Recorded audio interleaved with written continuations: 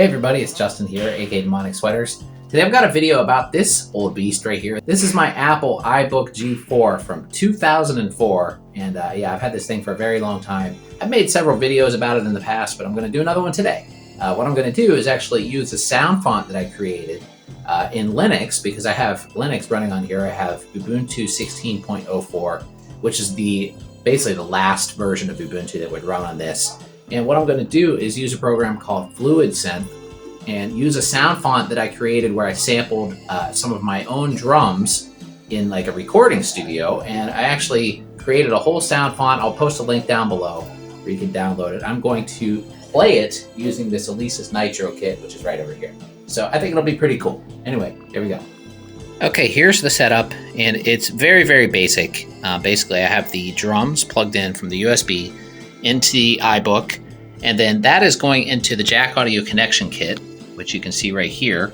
And you see the Alesis Nitro shows up there, and it's just going into Fluid Synth, which I have running in the command line right here.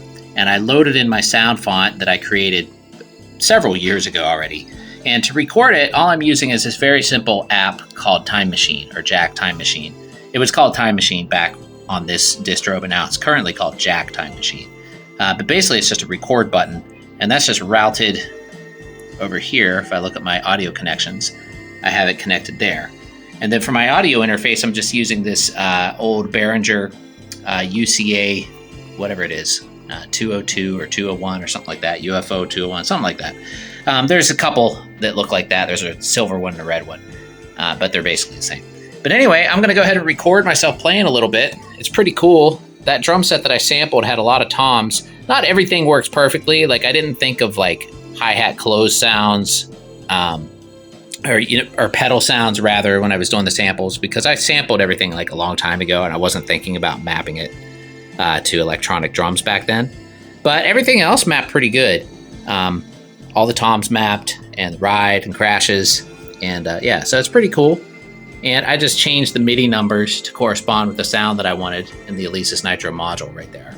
But let me go ahead and show you guys what it sounds like.